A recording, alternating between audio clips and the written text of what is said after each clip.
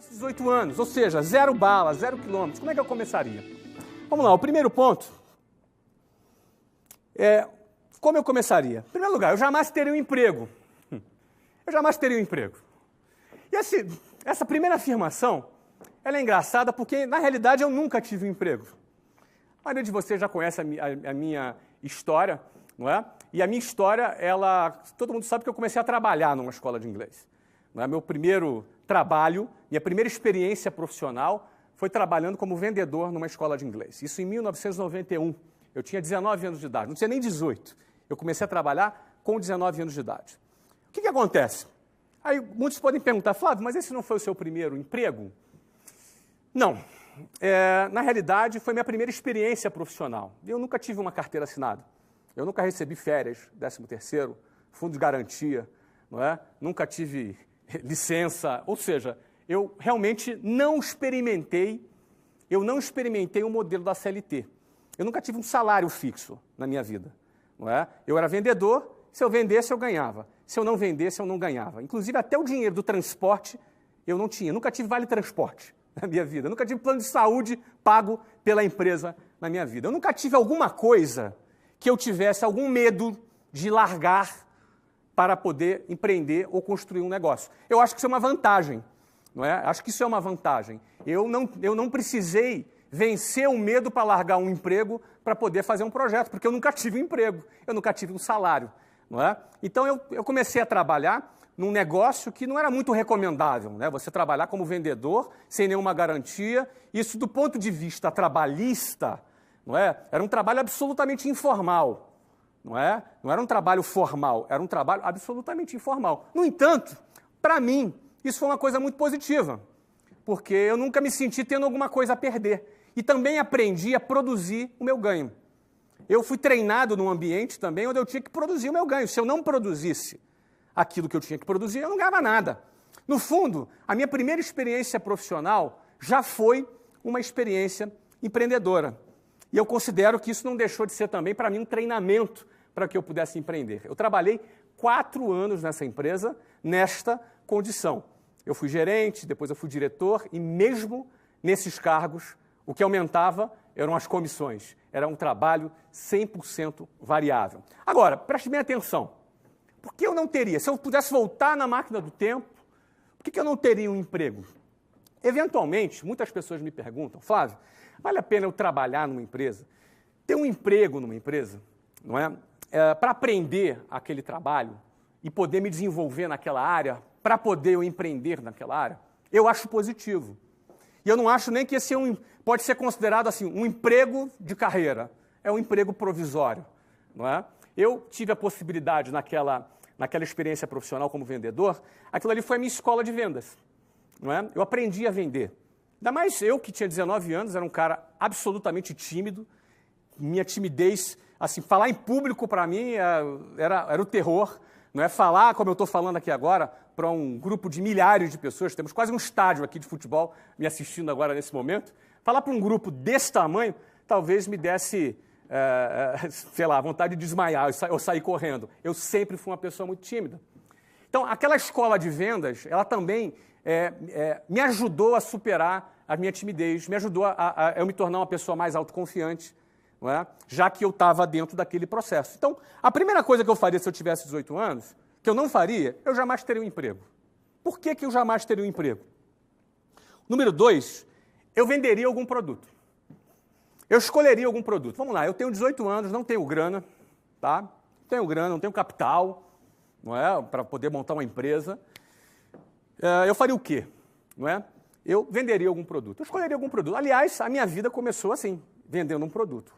O primeiro produto que eu vendia era relógio. Eu adorava relógio, não é? Então, eu convencia, eu lembro que tinha um camelô no centro do Rio de Janeiro, que eu convencia ele a me emprestar uns relógios. Eu não tinha dinheiro para comprar relógio, não é? Eu não tinha dinheiro para comprar o relógio, não tinha capital de giro para poder comprar relógio. Então, eu fiz uma amizade com o camelô e convenci o cara a me emprestar os relógios. Então, ele me emprestava ali uns 10 relógios e eu vendia, ia lá, pagava ele. E o cara começou a confiar em mim. Então, eu pegava 10, pegava 20, pegava 30 relógios, não é? Pegava relógio e vendia. Isso era uma experiência minha, uma experiência inicial, antes mesmo de trabalhar lá no curso de inglês, A primeira coisa que eu vendi foi relógio.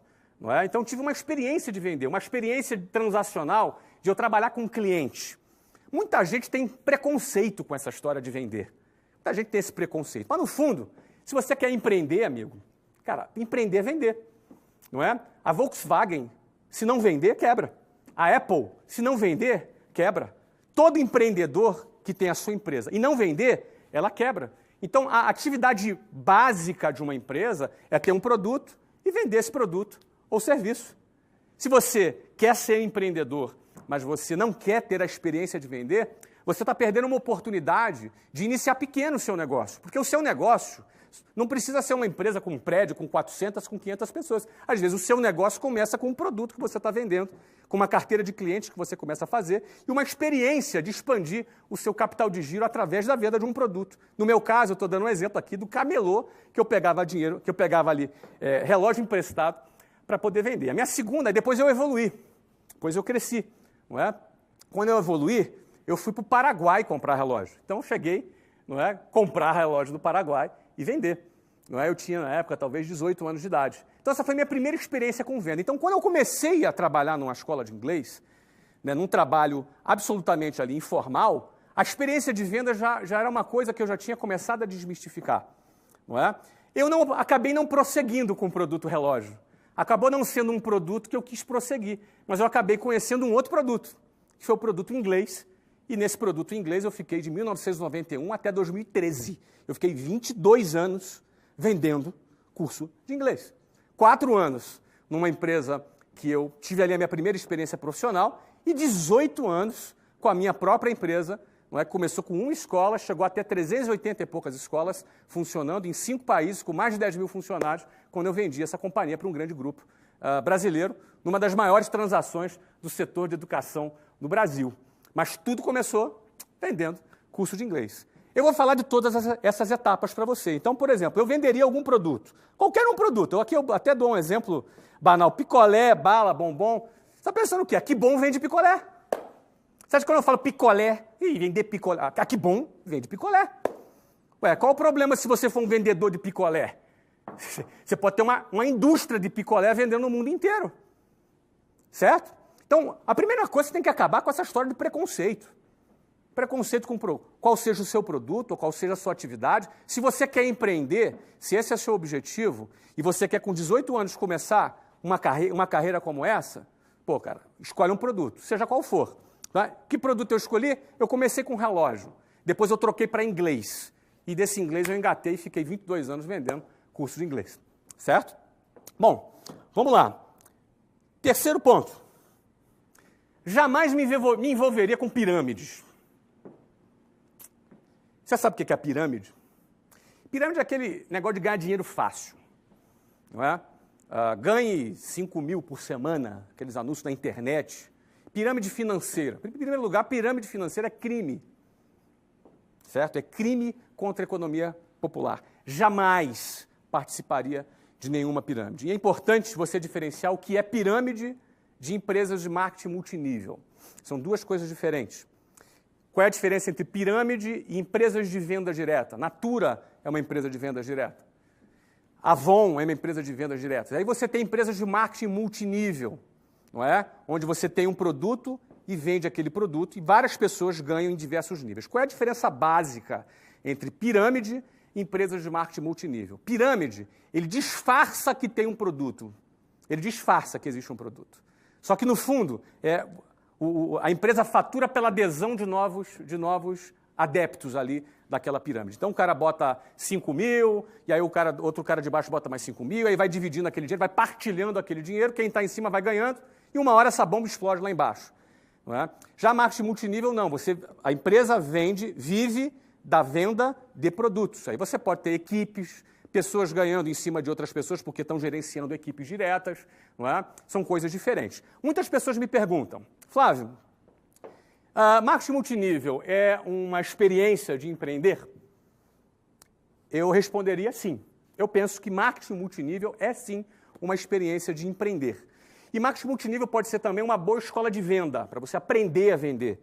Você pode, eventualmente, em vez de começar a vender um produto por sua conta, você pode começar a empreender, vender um produto através de um sistema de marketing multinível. Tá? Eu, particularmente, nunca participei de nenhum esquema de marketing multinível e não sou muito simpático, certo? Com um sistema de marketing multinível, porque depende muito, acho que é muito arriscado, depende muito da rede que você está envolvida, das pessoas com quem você está envolvida, com aquelas pessoas diretas que vão te dar suporte, eventualmente pode ser que tenham pessoas sérias, pode ser que não tenham. Não existe um controle muito grande, né? O crescimento do marketing multinível é uma coisa um pouco orgânica, então acaba existindo um risco. E ainda se eu participasse de um marketing multinível, seria por pouco tempo.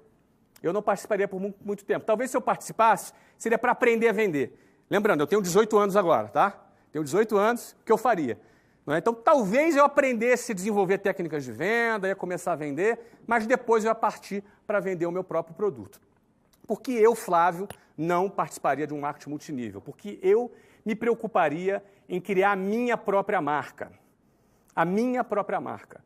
Eu trabalharia para criar o meu próprio negócio, a minha própria marca, onde eu não só pudesse ganhar dinheiro por mês, não é? Empregar pessoas, ter impacto social, mas também eu criasse um valor patrimonial, ou seja, o equity, onde eu tivesse um valor que essa empresa futuramente pudesse ser vendida por uma boa quantidade de dinheiro. Eu falo isso um pouco mais para frente. Essa é a razão que eu, talvez, se participasse do marketing multinível por um tempo, porque não deixa de ser uma boa escola de vendas, não é? Isso é Flávio.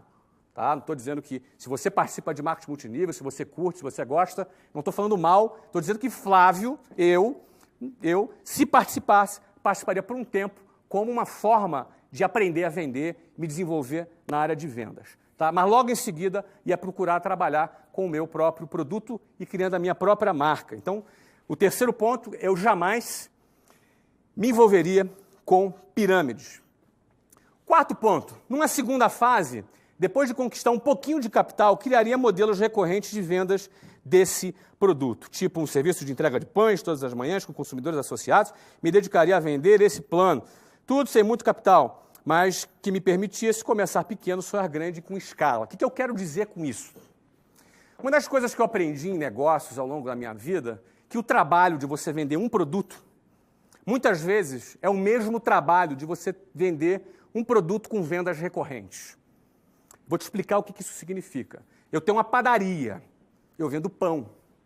Então, eu posso estar lá, botar o meu pãozinho quentinho e esperar o meu cliente chegar para comprar pão. Isso é o que a maioria das padarias fazem. Eu, se tivesse uma padaria, eu não teria, em primeiro lugar, a paciência de ficar esperando o cliente comprar o meu pão. É da minha cultura. Se eu tenho ali 500 mil pessoas naquele bairro, eu vou querer criar um plano para que 100 mil pessoas, pelo menos, comprem o meu pão. Agora, não necessariamente essas 100 mil pessoas vão levantar de manhã, ir lá pegar o carro ou vão andando para comprar o meu pão, senão ia criar um congestionamento e uma fila para comprar pão, não é? Então, o que eu passaria a pensar? Eu criaria, se eu tivesse uma padaria, eu criaria um sistema de venda recorrente de pão. Bem, se você considerar que uma família precisa comer pão todos os dias, ou se ela come pão 3 vezes na semana, por que não fazer um pacote de venda de pão mensal? E, em vez da pessoa sair de casa, ter o trabalho de ir lá comprar pão, certo? Ela recebe em casa, num motoboy ou num serviço de entrega, lá, o pacotinho diário de pão dela, com pão quentinho. Vai lá num lugar, talvez numa motocicleta, com uma caixinha térmica e entrega lá, no bairro, o pão quentinho para ela. Você imagina nessa situação, em vez de eu ficar sendo uma padaria passiva que vende pão, eu vou criar um plano de pão. Um plano mensal recorrente, um contrato anual de compra de pão. Com o mesmo trabalho de vender um pão, eu vendo um contrato de pão por ano. Ou seja, se o cara consome 3 pães por dia, ou 4 pães por dia, e ele compra 5 vezes na semana, ele vai consumir 20 pães na semana. Em 4 semanas serão 80 pães, vezes 12, cerca de 1.000 pães. Eu assino um contrato de 1.000 pães e o cara me paga mensalmente. Isso se chama venda recorrente. Eu estou dando um exemplo grotesco, que é o exemplo do pão. É possível criar estratégias de faturamento recorrente. É possível você vender um determinado produto e, ao mesmo tempo, criar estratégias de vendas recorrentes. Se eu tivesse um restaurante, por exemplo, eu buscaria criar estratégias de vendas recorrentes. Eu não ficaria no modelinho tradicional, passivo, onde eu fico ali esperando o meu cliente entrar pela porta. Certo? Eu não vou me aprofundar muito nisso, mas eu acho que meu objetivo aqui é te dar alguns insights, né? Meu objetivo é te passar insights. Então, eu criaria sistema de vendas recorrentes. Eu tenho várias experiências de negócios que eu já fiz, que eu fazia a venda avulsa e passei a fazer uma venda anual e através de um pagamento parcelado. Eu tenho vários exemplos aqui ao longo da minha vida, dos negócios que eu já realizei. Isso em vários tipos de negócios, desde venda de publicidade, uma das empresas, por exemplo, que o nosso fundo, o TBDH Capital, investe, é uma empresa de conteúdo que vende publicidade. E uma das modificações que nós fizemos nesse modelo é criamos os pacotes de vendas de publicidade por venda recorrente. Ou seja, o diretor de marketing da empresa ou o diretor de mídia da agência de publicidade que tinha caneta, que assinava a compra de R$10 mil de mídia no mês, é a mesma caneta que compraria um pacote de 12 parcelas de R$10 mil.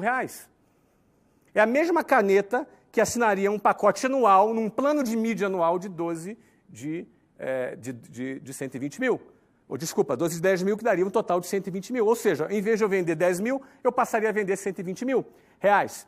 Para você ter ideia, cerca de 25% dos contratos, a partir do momento que a gente implantou esse sistema, e a gente procurou treinar a nossa área comercial, 25% dos contratos passaram a ser contratos de venda recorrente.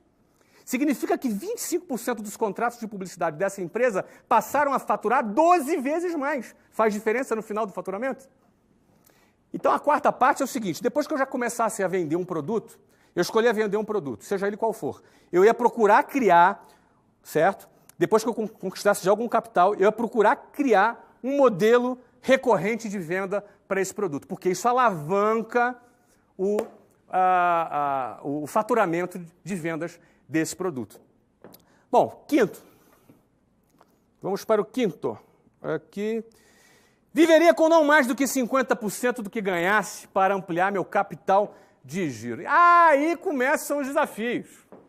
Porque o carinha começou a ter o primeiro sucesso dele, o que ele quer? Quer comprar um carrão. Quer comprar um carrão.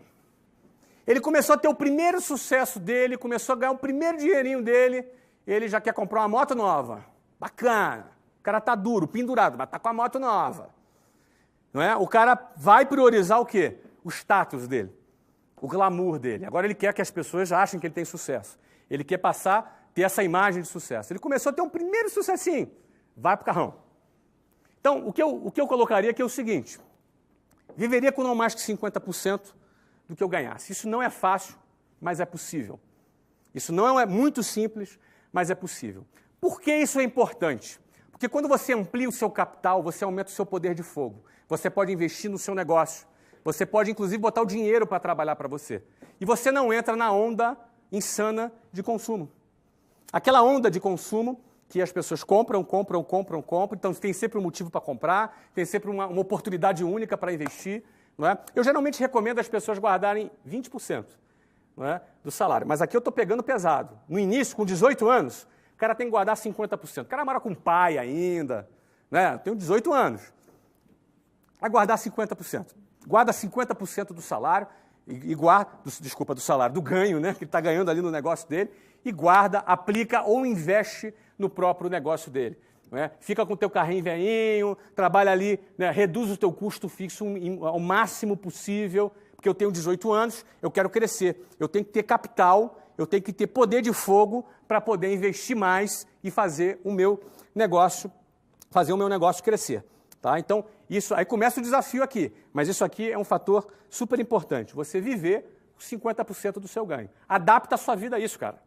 Adapta a sua vida a isso. Não é difícil. Você primeiro não ganha nada. Daqui a pouco você ganha alguma coisa. Pô, adapta a tua vida ao menor custo possível. Deixa que você vai ter um carrãozão bacana lá na frente, você vai ter uma vida muito mais confortável lá na frente. Não é? Você conquista a sua independência financeira quando você acumula um capital e você pode usar esse capital para investir e bombar ainda mais o seu negócio. Ok? Vamos para o próximo. Me dedicaria a estudar todas as fases do processo a fim de começar a fabricar o meu próprio produto. Investiria na minha própria marca. Então vamos lá. Primeiro, eu comecei a vender um produto. Comecei a faturar. 2, comecei a juntar um dinheirinho. Começo a fazer venda recorrente. Crio um plano. Começo a fazer venda recorrente. Daqui a pouco eu estou avançando, estou crescendo, estou faturando mais. E aí o próximo passo seria o quê? Eu me dedicaria a estudar todas as fases do processo, a fim de começar a fabricar o meu próprio produto. Ou seja, se é um produto físico, eu posso ou fabricar esse produto, ou ter mais capital para comprar ele com mais volume e baixar o preço e aumentar a tua margem. Então, eu tenho essas duas hipóteses. Ou eu vou fabricar, vai depender do setor. Tá? Se for serviço, é outro papo. Por exemplo, a área de curso de inglês era uma área de serviço. Eu não tinha que fabricar nada. Não é? Era uma área diferente. Mas se é um produto, ou tu vai fabricar o produto, vai buscar estudar todas as fases para você fabricar aquele produto, ou então você vai juntar um capital maior para você comprar em volume. Você pode chegar numa fábrica e, eu comprava X, eu vou comprar agora 100X. Aí você pega o teu custo, você consegue uma negociação muito melhor, você vai levar isso lá para baixo, não é? Você vai ter que ter um custo maior de estoque, ou então você pode até negociar o próprio estoque dentro da própria fábrica, isso vai depender muito da sua negociação. Mas o ponto é você começar a ter a sua independência, fabricar o seu próprio produto ou comprar ele em grande escala para aumentar a sua margem. Investir em minha própria marca, isso é chave.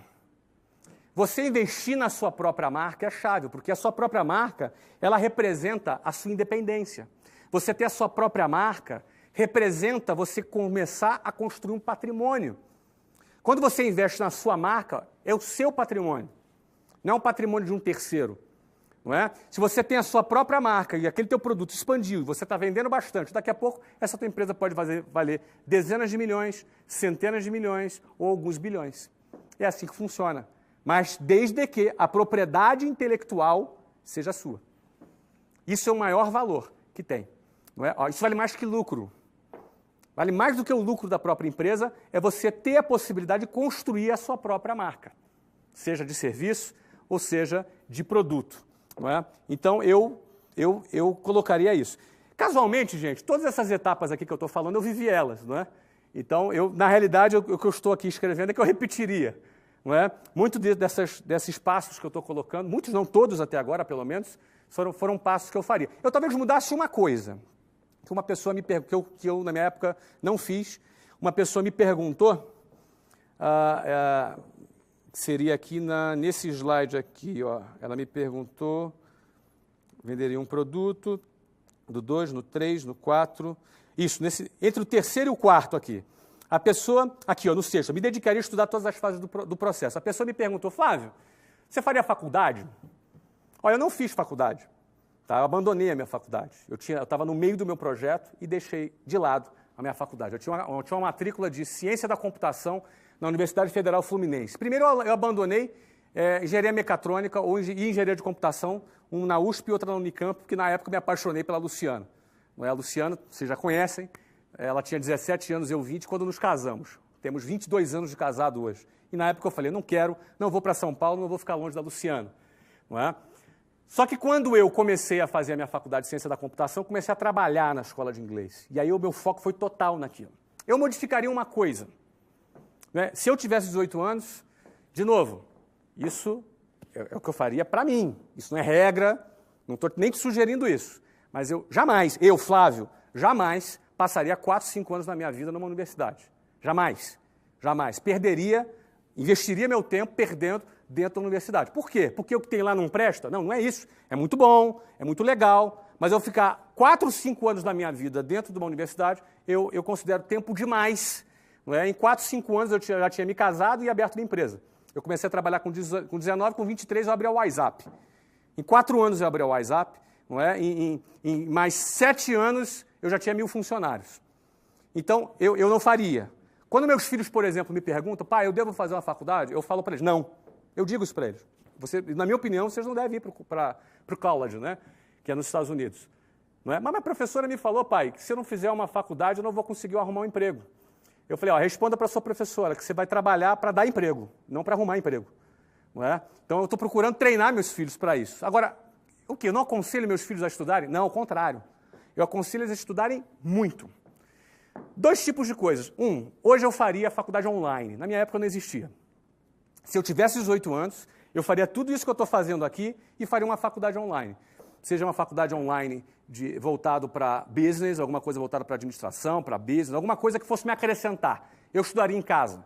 Eu não ficaria indo para a sala de aula, participando de festinha, participando de grupinho, entendeu? Eu estaria muito mais focado em construir o meu futuro do que ficar sentado numa cadeirinha de uma universidade, muitas vezes ouvindo doutrina ideológica dentro de sala de aula. Ou então ficando do lado de fora porque os professores estão em greve.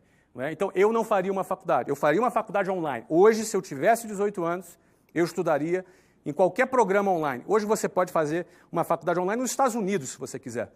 Eu moro em Portugal hoje, por exemplo. A Luciana, minha esposa, ela está se formando esse ano em psicologia numa universidade americana. Não é? Ou seja, ela ela adora estudar, já tinha feito direito, está agora se formando em psicologia à distância, online. Ela faz uma faculdade super reconhecida nos Estados Unidos. Ela faz um programa online e funciona super bem. No ano passado, por exemplo, eu morei, só no ano passado, Estados Unidos, Inglaterra, Espanha e Portugal. Morei em 4 países no ano passado. Impossível meus filhos estudarem numa escola. Meus filhos estudaram num sistema de homeschool, que é um sistema online. Então eles fizeram ali, se eu não me engano, acho que a 6ª e a 7ª série online. E no final do ano eles faziam um teste de Stanford, que é um teste padrão que comparava eles com todos os alunos nas melhores escolas americanas. E eles estavam ali muito bem posicionados, não é? Inclusive muito melhor do que a maioria dos alunos que iam para a escola.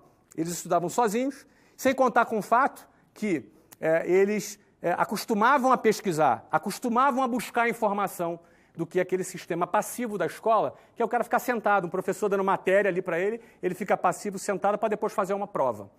Não é? Então, por exemplo, hoje, se eu tivesse 18 anos, o que eu faria diferente do que eu fiz, porque na minha época não existia, eu faria, hoje, estudaria online. Agora, mais do que estudar online, mais do que estudar numa faculdade formal, porque eu nunca me interessei por ter diploma, não é? Ter diploma para pendurar na parede nunca foi uma coisa que me interessou. Não é? Então, mais do que isso, eu faria o que eu faço hoje com muita frequência. Eu estudo bastante, eu leio bastante, eu estudo bastante, eu pesquiso bastante tudo que seja relacionado aos negócios que eu estou empreendendo. Então, eu preciso aprender sobre os negócios que eu estou empreendendo.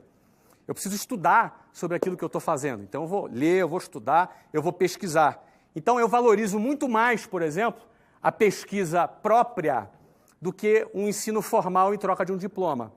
Não é? Se eu quero, por exemplo, trabalhar na área de comunicação, eu vou me dedicar a pesquisar e estudar coisas na área de comunicação. Se eu quero entrar na área de esporte, como, por exemplo, eu entrei e comprei um clube de futebol nos Estados Unidos, eu tive que pesquisar e entrar, mergulhar dentro do mundo do futebol, não é? Com o objetivo de me tornar um cara conhecedor o máximo possível e poder inovar dentro desse processo. Eu vou fazer uma faculdade de futebol. Agora, eu vou estudar e vou me aprofundar nisso. Certo? Então, se eu tivesse que mudar, assim, na minha trajetória, eu faria uma faculdade online. E para os meus filhos é o que eu recomendo. Faça uma faculdade online, comece a vender um produto. Esse texto aqui é texto básico ali para os meus 2 meninos, né? Enfim, vamos adiante, então. 7º ponto. Ampliaria o meu mix de produtos.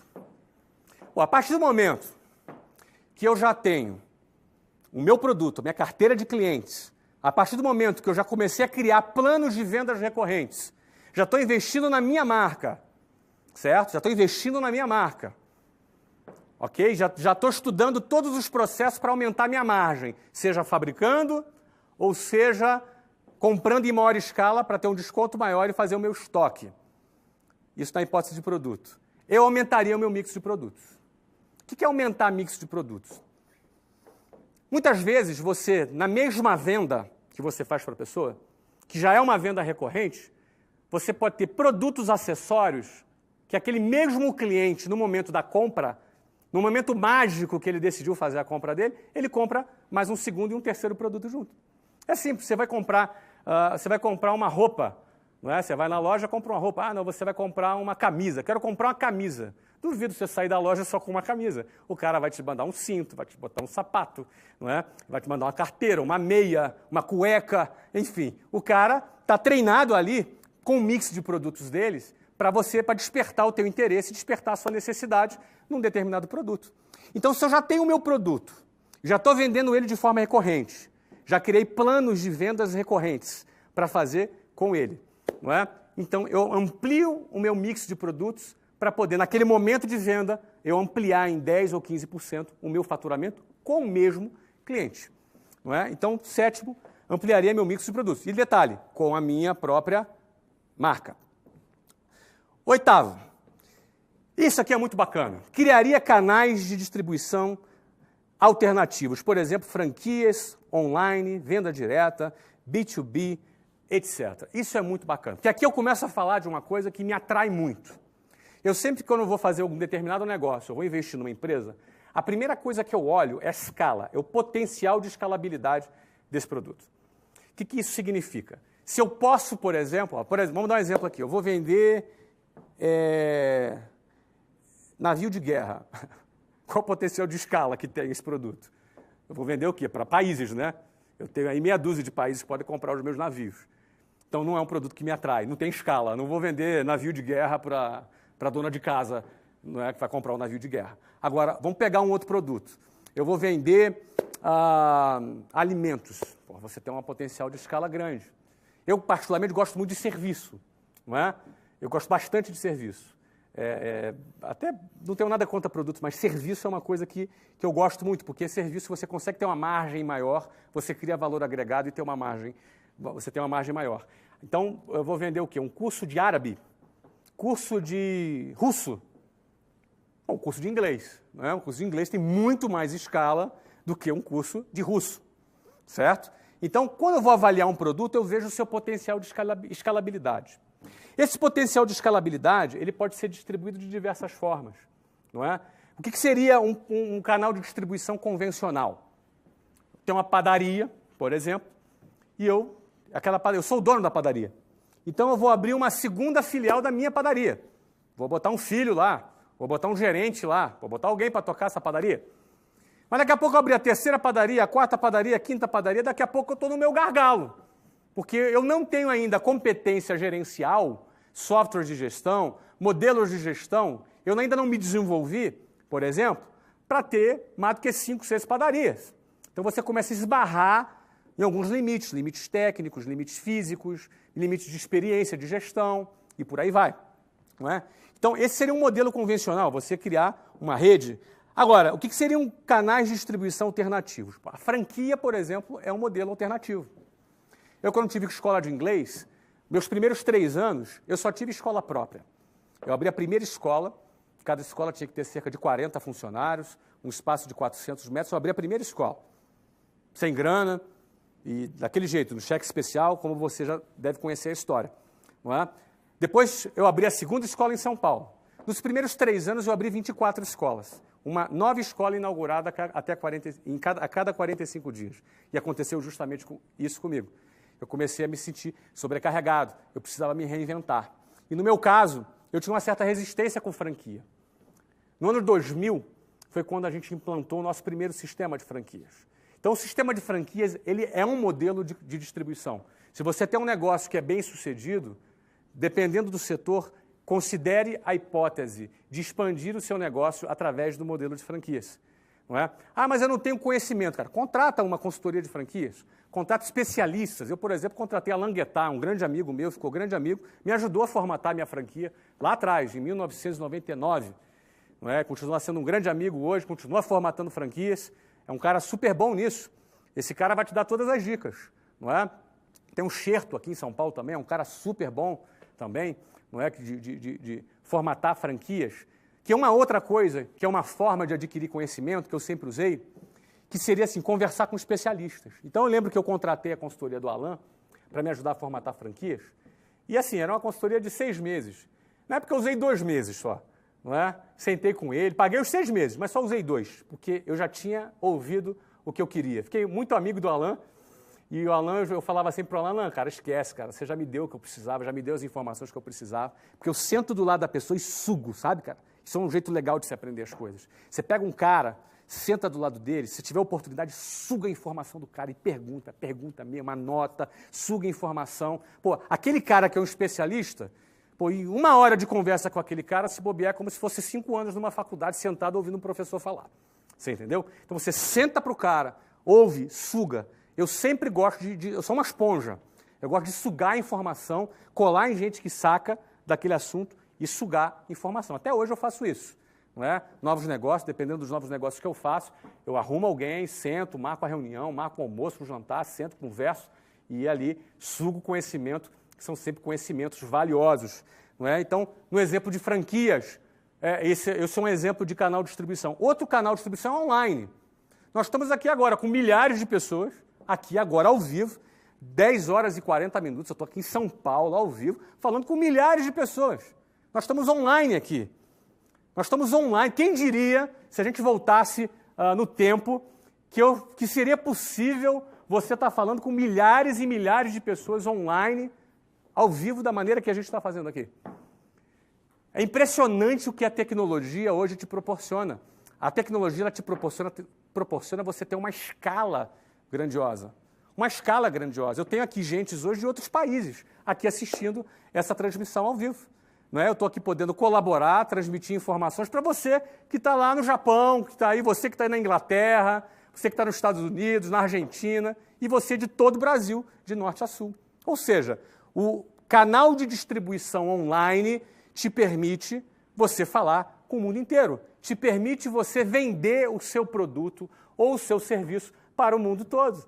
Isso é um canal de distribuição alternativo, pouco explorado, porque pouca gente tem competência, teve tempo ainda de desenvolver a competência para fazer isso da forma que, por exemplo, nós estamos fazendo aqui.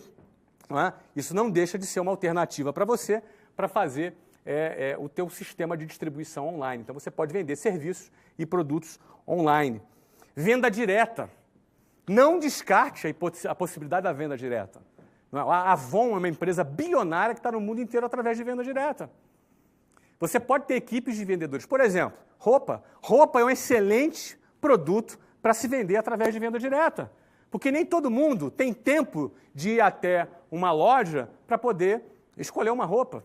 Eu lembro que quando eu ia para eventos aqui em São Paulo, na época ainda na empresa, eu sempre ligava para a loja e falava, olha, eu vou estar no hotel tal, manda alguém lá.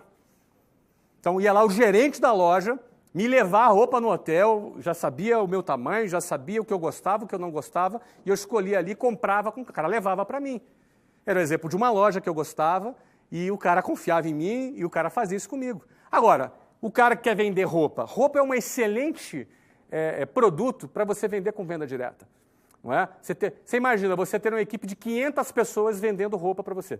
Daqui a pouco você está fabricando, você está comprando, você está estocando, você tem uma equipe, você vai motivar seus vendedores, você vai dar prêmios, quem vender mais ganha uma viagem, quem vender mais ganha isso, enfim. Você tem um sistema de treinamento, você vai padronizar o seu treinamento de vendas, você vai fazer concursos, vai fazer competições e por aí vai. Você sabe quem está arrebentando com venda direta? Silvio Santos.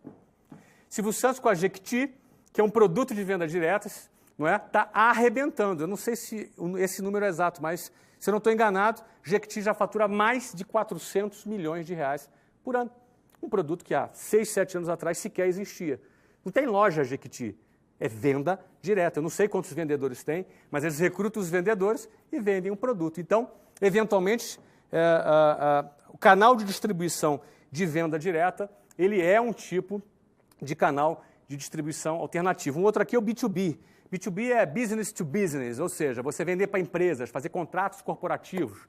Por exemplo, se o seu trabalho é alimentação, você pode terceirizar a alimentação para uma empresa. Você pode ter produtos que o seu cliente final, em vez de ser um consumidor final, não é, uma pessoa física, não é, que é o B2C, que é business to consumers, não é? Você vai ter um produto que é o quê? Que você vende de B2B, de business para business. Você vai vender para empresas. O teu cliente final são empresas. Você pode criar, por exemplo, uma linha de produtos corporativos. Por exemplo, se você vende roupa, o que impede de você fechar com uma empresa para fazer apresentação de roupas para essa empresa, se for o seu caso de roupa. O que impede de você fazer isso? Você está em um escritório que tem 80 pessoas trabalhando com gravata e terno. Quantas pessoas não compram roupas ali? Não é? E por aí vai. Não é? Não necessariamente pense num modelo convencional. A lojinha que está pagando aluguel, custo fixo alto pra caramba. Dá glamour, meu amigo. Sacoleiro não dá glamour. Certo? A lojinha dá glamour. Mas a maioria das lojas de shopping, que se você vê lá, vou te falar, o cara ou não ganha nada ou ganha uma merreca. A maioria das lojas de shopping ou ganha muito pouco. Raras são as lojas que o cara ganha bastante. Raras. Raras. A margem é pequenininha, porque o custo fixo do shopping center é altíssimo. Então, se eu vendesse roupa, por exemplo, se eu tivesse algum negócio de roupa, a última coisa que eu ia querer da minha vida é ter loja em shopping. Talvez criasse um modelo de venda online, talvez criasse um modelo de quiosques em shoppings, não é? Ou criasse um modelo de venda direta. Uma equipe de vendedores treinados para vender. Altamente estimulados, ganhando bem, ganhando prêmios, vendendo, um exército de vendedores vendendo a roupa ou qualquer outro produto, não é? Ou seja, criaria canais de distribuição alternativos. Isso é que eu faria. Como eu fiz no meu negócio, não é? Lá no meu negócio, eu tinha um sistema de distribuição alternativo que era venda direta. Meu curso de inglês lá, 95% das vendas eram feitas pela minha equipe de vendas. A gente tinha cerca de 600 a 800 vendedores no Brasil inteiro, vendendo os cursos. Aliás, eu comecei assim. Eu era vendedor de um curso em 1991. Quando eu montei a minha operação de escola de inglês, eu continuei tendo uma operação de venda direta. Óbvio, não naquele modelo. Os vendedores lá eram formalizados, com salários registrados e tal. Mas os caras eram altamente estimulados, motivados, tinham sistemas de premiações super arrojadas, tinham um engajamento super grande na empresa. E a gente tinha 800 vendedores vendendo o curso. Eram, na época, cerca de 80 mil novas matrículas por ano que a gente fazia com aquela equipe. Então, você imagina, não é? Se eu ia ficar com um cursinho de inglês ali com a placa matrículas abertas. Não, a gente tinha modelos, não é? A gente tinha canais de distribuição alternativos. E a venda direta era uma delas. Também tinha franquia como canal de distribuição alternativo. Eu também vendia online. E a gente também tinha B2B, a gente tinha plano corporativo. Então, canais de distribuição. O mesmo produto que você tem, você pode vender por diferentes canais de distribuição. É como se cada canal fosse uma empresa diferente. Você está crescendo o seu negócio, simplesmente ampliando o número de canais de distribuição que você tem. No auge da companhia, venderia para um fundo, banco ou concorrente, embolsando uma enorme liquidez. Vou até beber uma água aqui agora.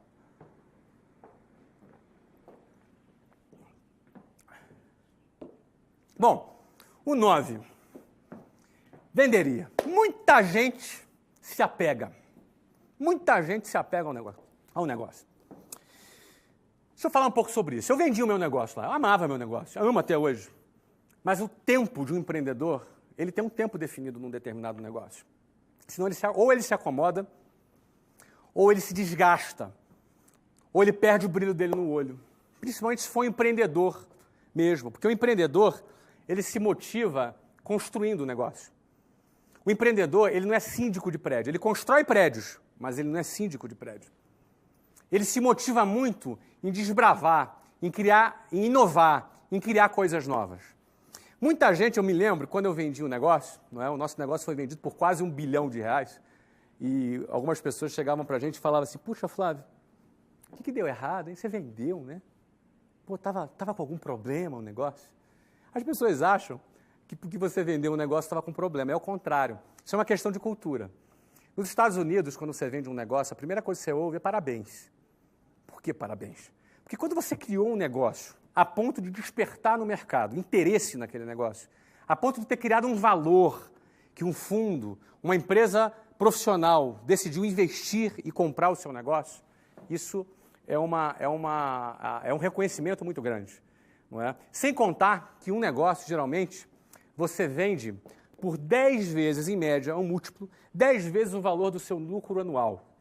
significa o seguinte, que você pega o lucro dos próximos 10 anos e antecipa para o dia de hoje.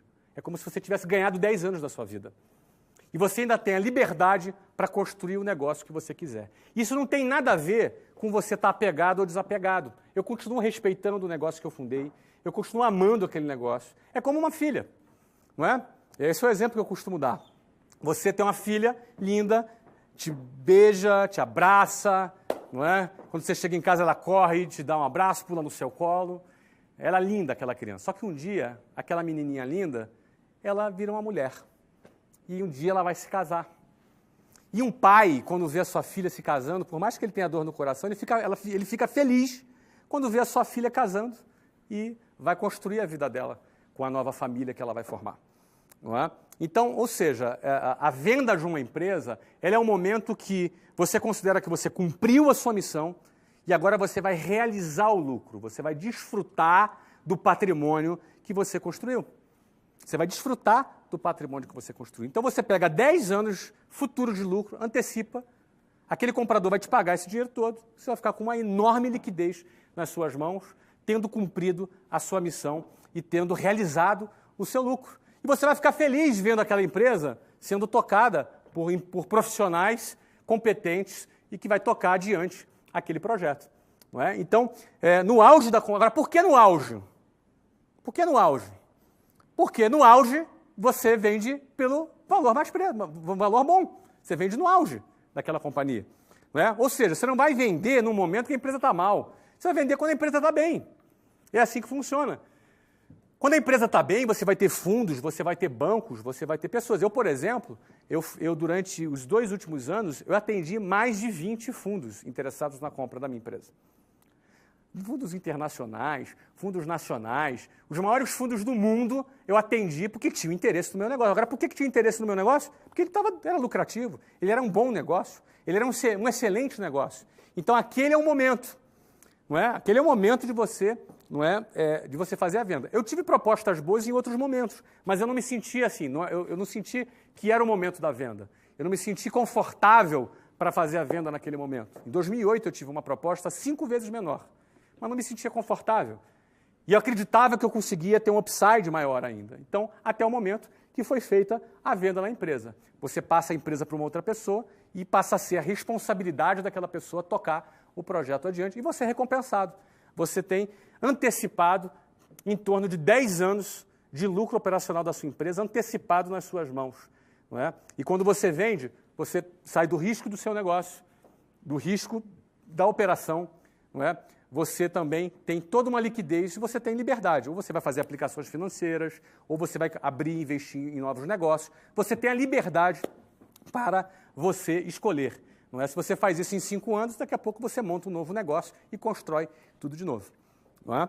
O 10º, com 5% do capital conquistado, começaria tudo de novo.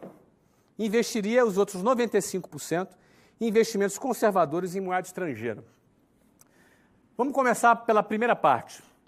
Quando eu falo 5%, pode ser 10%, 15%. Ou seja, você pega uma parte pequena daquele capital e você vai separar aquela parte pequena para você começar. Pô, eu comecei com 20 mil reais de cheque especial.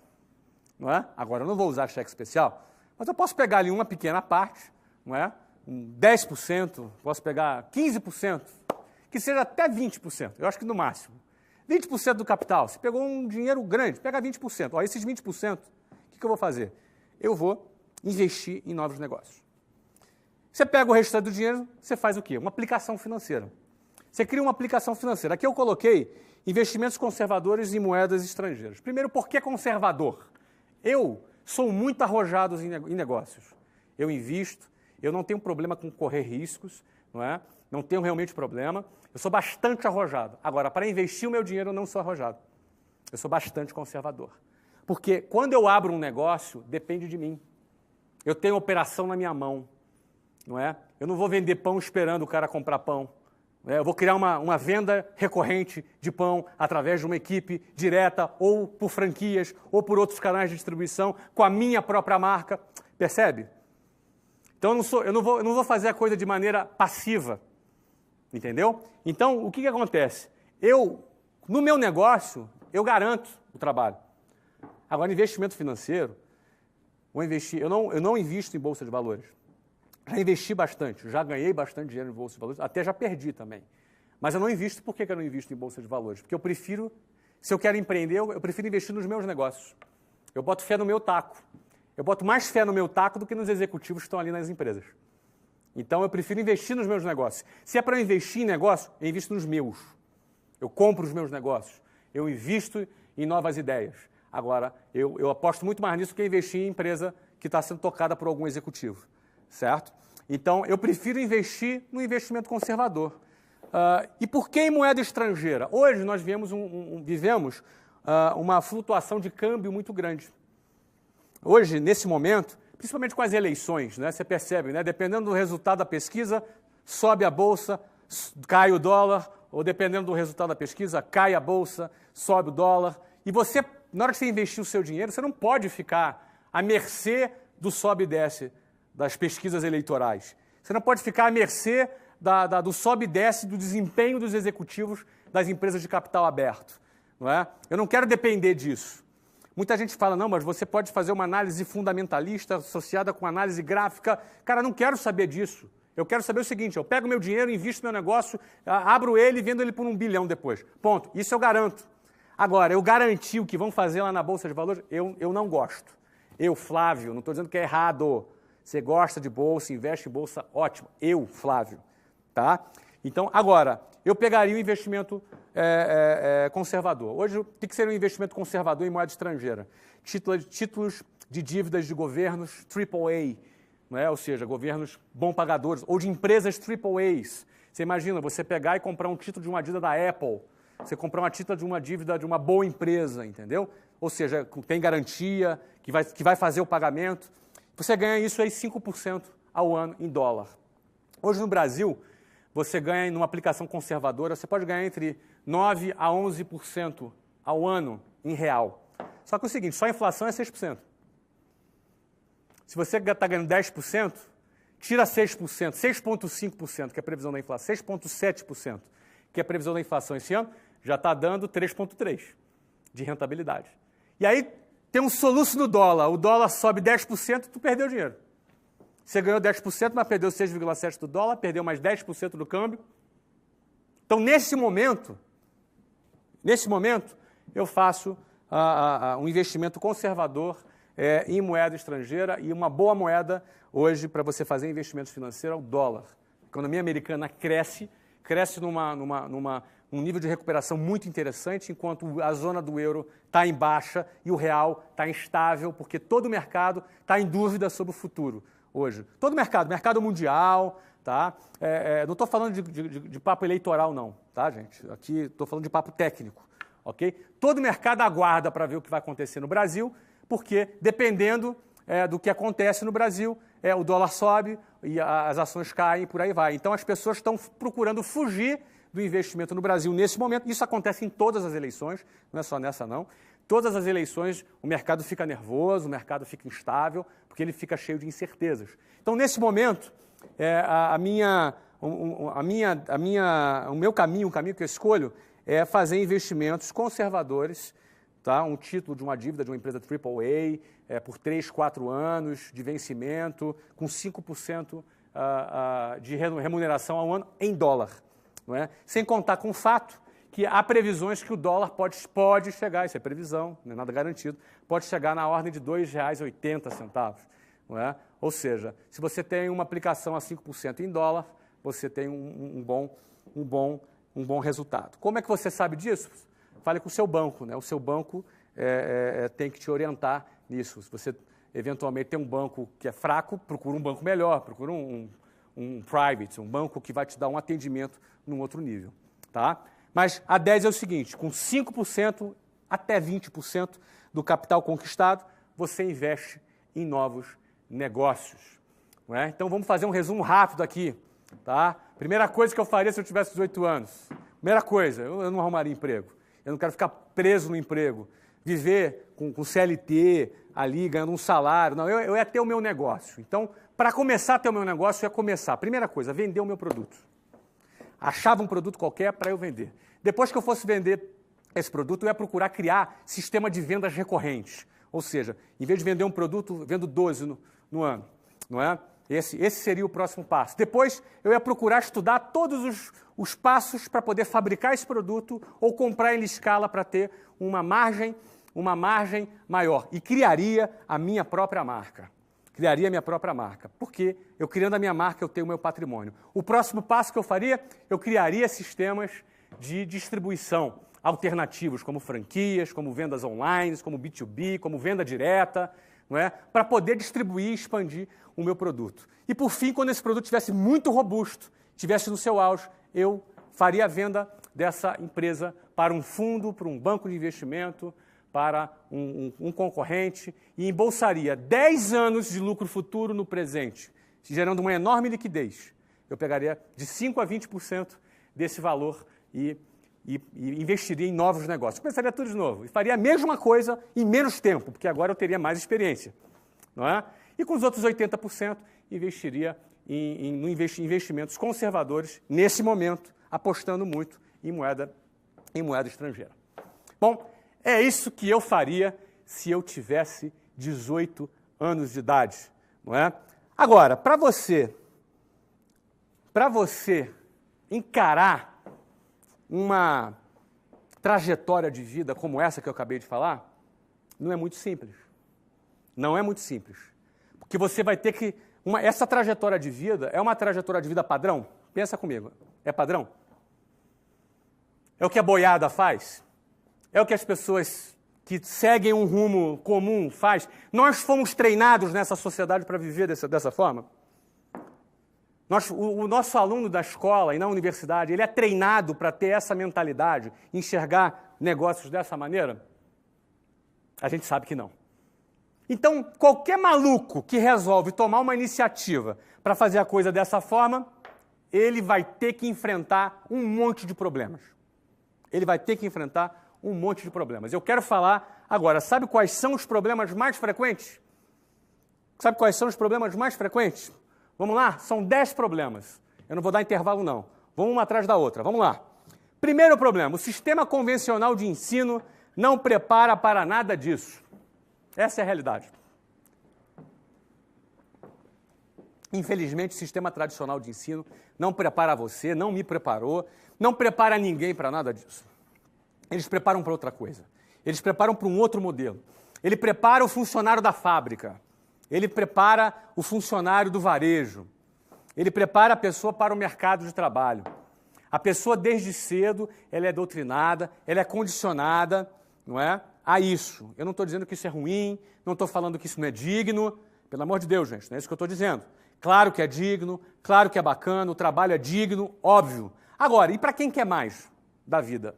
Para quem quer, por exemplo, viver uma vida diferente, fora da curva? Para quem, por exemplo, é questionador e não acha que as coisas na sociedade devem ser do jeito que elas foram apresentadas? E para quem enxerga oportunidades de negócios em vários lugares? Esse cara faz o quê?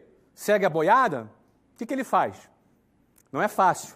O primeiro desafio é que o sistema convencional não te prepara para isso. Não existe educação financeira.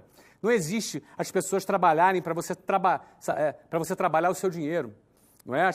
O que existe em relação a dinheiro hoje é o quê? É a mídia, é a publicidade te massificando. Compre, compre, compre, compre. E como é que você constrói seu futuro?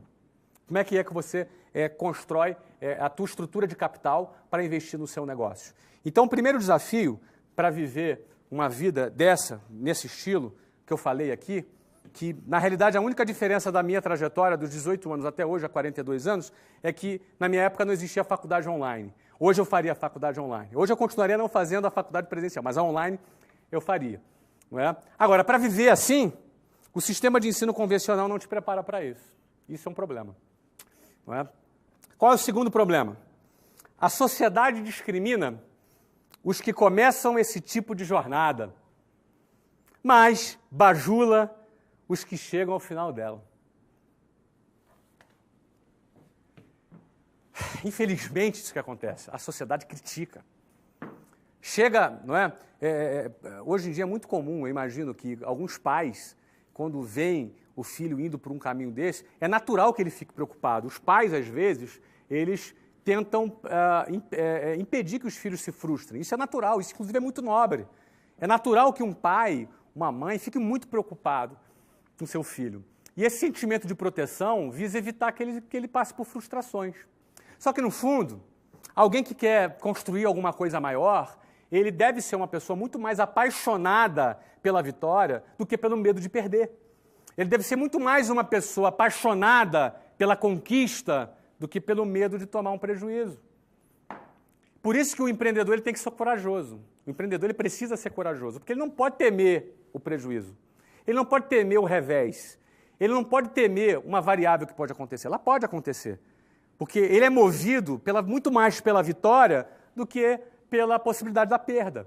Algumas pessoas são mais conservadoras. Elas querem muito mais garantir, jogam na retranca para não tomar gol. Mas também não faz gol. Vive de forma limitada, mas também não passa nenhuma frustração. É uma questão de estilo de vida. Cada um escolhe aquilo que quer para a sua vida. Não existe certo, não existe errado. Eu estou dizendo o que eu faria. E tem muita gente que também prefere fazer dessa forma. Mas o problema é que a sociedade discrimina. E discrimina mesmo. Discrimina mesmo. Eu lembro que eu saía de manhã para trabalhar, voltava à tarde da noite, e muita gente falava assim, pô, coitado do Flávio, um garoto tão inteligente, né? Um menino tão inteligente, agora virou vendedor, vende curso de inglês. Coitado do Flávio, tinha um futuro tão brilhante, agora está aí vendendo curso de inglês. A sociedade discrimina. Só que depois é o seguinte, essa mesma sociedade que discrimina o cara que abriu mão daquela trajetória glamourosa, não é? Essa mesma sociedade é a mesma que lá no final dela, ela vai bajular o cara. Ela vai dar tapinha nas costas do cara e falar, pô, cara, parabéns, sabia que você ia dar certo, parabéns. Essa mesma sociedade é a pessoa que vai bajular. Então, isso não deixa de ser um desafio, porque quem opta em seguir por esse caminho precisa estar disposto a enfrentar esse tipo de discriminação, sabendo que um dia a história muda. Terceiro ponto, as pessoas têm medo de sair do quadrado. Isso é um outro desafio. Porque você pode ter uma visão, eu falei isso hoje de manhã para uma galera legal lá na Editora Abril, que eu conversei lá, eram os finalistas do prêmio Jovens Inspiradores, inclusive, sei que vocês estão aí assistindo agora essa apresentação, um abraço, foi um prazer estar com vocês hoje de manhã, não é? Mas, infelizmente, um desafio é que as pessoas têm medo de sair do quadrado. Porque dentro do quadrado é um lugar seguro. Junto com a boiada, você se sente mais seguro. Junto com o fluxo normal da sociedade, você se sente mais sob controle da situação. E é um desafio. Você sair do quadrado é um desafio. É cultural, sabe? Você nasceu. Então, você realmente... A atitude de sair do quadrado precisa ser uma atitude corajosa. E nem todo mundo tem a coragem de sair do quadrado. Nem todo mundo tem a coragem de fazer diferente do que a boiada faz. Infelizmente, esse é um desafio para que você implemente aqueles 10 passos que eu falei. Quarto desafio, você raramente terá apoio se disser que não quer mais seguir a boiada. Se confunde um pouco com o que eu acabei de falar agora. Dificilmente. Você chega para tua mãe ou para o teu pai e fala, pô, eu vou fazer um concurso público. Oh, muito bom, parabéns, isso aí. Agora você vai falar assim, olha, eu vou deixar a faculdade porque eu quero abrir meu negócio. O que vai acontecer? Hein? Você é muito sonhador, meu filho. Você é muito sonhador. Você tem que acordar para a vida. A vida não é desse jeito que você está pensando. Não fique chateado com isso. É normal você ter esse tipo de comportamento. É normal você ter esse tipo de preocupação. A questão é como você lidar com isso. Você tem que saber lidar com isso se você quiser realmente, não é, seguir lá aqueles 10 passos que eu falei. O quinto desafio é, capital é bom, mas é possível conquistá-lo vendendo. Por exemplo, muita gente não começa o seu negócio porque fala assim, cara, eu preciso arrumar um investidor. Ele fica a vida inteira atrás do investidor. Ele acha que com uma boa ideia na mão e um plano de negócio debaixo do braço, ele vai arrumar um investidor. Nem sempre ele vai arrumar um investidor. Às vezes vai, mas nem sempre vai. Certo? Tem pelo menos mais 877.954 caras tão bons quanto você, ou melhores que você, com uma ideia legal e um plano de negócio de baixo em busca de alguém que bote dinheiro no negócio dele. A questão é, você quer ficar dependendo disso? Eu nunca tive investidor. Nunca tive. Ninguém nunca investiu no meu negócio. Eu, quando quando era a hora de ter um investidor, eu preferi vender meu negócio inteiro. Todos os meus negócios eu fiz com meu capital próprio. Inclusive o primeiro negócio foi com 20 mil reais do cheque especial. Era a grana que eu tinha. Só que é o seguinte, não é bem só os 20 mil reais do cheque especial. Era mais a grana que eu vendia, que eu gerava venda e gerava capital. Então, por exemplo, um exemplo básico, você vende relógio, vende um relógio. Com o dinheiro de um relógio, você pega o lucro e guarda. Compra mais um, vende um, vendeu o segundo, agora você tem dinheiro para comprar 2 relógios. Comprou 2 relógios, vende 2 relógios, compra o terceiro. Vendeu 3 relógios, compra o terceiro, compra o quinto. E por aí vai. Você faz capital vendendo. Estou falando de uma coisa básica, tá? Eu estou falando de uma coisa elementar. Isso vale para a empresa, isso vale para negócio, isso vale para startup, vale para o que for. Você precisa de 100 mil reais para abrir o seu negócio? Ah, você não tem a grana? Cara, vende. Arruma uma forma de você vender um produto e construir o seu capital. Fica bom de vender, porque capacidade de vender gera capital e te decreta a sua independência do tal investidor. Não é? A partir do ano de 2008, era um monte de investidor atrás de mim querendo comprar 20%, 30%, 40% do meu negócio. Eu não quis vender. Eu quis vender, na hora que eu quis vender, eu vendi 100%. Porque lá atrás, nenhum investidor bateu na minha porta para investir. Eu tive que pagar 12% de juros ao mês. Não é? Então, na realidade, capital é bom. É bom você ter capital, ter investidor.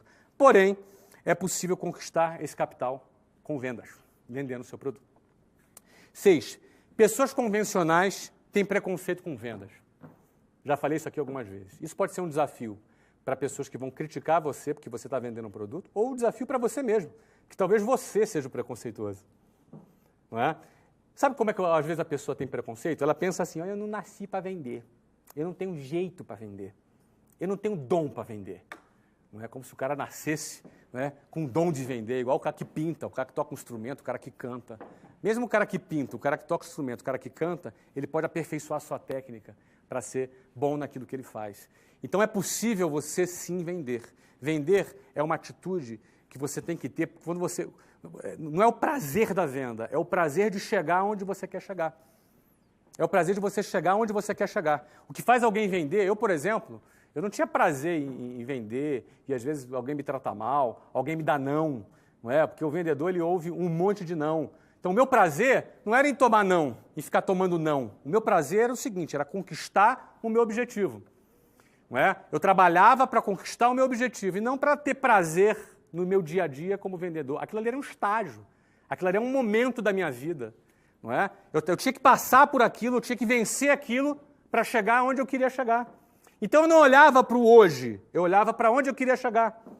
Se você olhar para o hoje, você vai olhar, mas é difícil vender, você toma muito não, é chato pra caramba, não é? Eu não tenho prazer em fazer isso, não é? Você acha que eu tenho prazer em fazer tudo que eu faço no meu dia a dia, no meu trabalho? Não se iluda, você não vai ter prazer em tudo que você faz, você vai ter coisa do seu trabalho que você não gosta de fazer, mas você vai fazer porque precisa ser feito. Você não tem que olhar para a tua circunstância hoje, você tem que olhar aonde você quer chegar. E se aquilo que você está fazendo vai levar você aonde você quer chegar. 7. Muitos, ao conquistarem seu primeiro sucesso, querem logo comprar um carro zero, como sinal de status, em vez de ampliarem seu capital de giro, ampliando suas dívidas. Eu já falei isso por aqui, isso é um desafio. O cara conquistou o primeiro sucesso, o cara vai comprar o carro zero em 72 prestações. O cara vai pagar 5 carros no final. De 6 anos, mas o cara tá com o carrão, entendeu, cara? As minas começam a olhar para ele de forma diferente, entendeu? Então, o cara vive essa ilusão do status e fica escravo, pagando 3, 4, 5 carros. Amigo, acorda, cara, constrói teu patrimônio, constrói tua independência financeira, entendeu? Não entra nessa onda de consumismo, não, fica acima disso. Bota o dinheiro para trabalhar para você, ou então, fica escravo dele. Você tem essas 2 opções. Próxima. Outros ficam apegadas e, por isso, perdem o timing para vender o seu negócio. Isso eu conheço algumas pessoas. Pessoas apegadas, não é, que tinham oportunidade de fazer uma venda, tinha um comprador, a pessoa queria comprar e a pessoa ficou apegada. Ai, não, mas eu criei esse negócio eu criei. Enfim, no fundo, o cara está acomodado com aquele negócio. Ele quer ficar agarrado com ele, como se aquilo fosse durar para sempre. Gente, o mercado muda. Um produto que hoje é necessário, amanhã ele não é mais. Um produto que hoje é tendência, amanhã ele não é mais. Se você perder o timing porque você ficou apegado, você vai ver, por exemplo, oportunidades para vender o seu negócio, que você poderia vender por 500 milhões de reais, daqui a pouco você vai ter que vender ele por 50. Eu já vi casos assim. Eu já vi casos de caras que tiveram a chance de vender seu negócio, foi entre 500 e 600 milhões de reais. Ele não vendeu. Hoje, ele está abraçado com o negócio não vai nada hoje. Não vai nada. Ele perdeu o timing. A hora era aquela e ele perdeu o timing. É importante entender que vender um negócio não é porque ele está ruim, não é o contrário. Você tem que pegar um negócio bom e vender um negócio bom.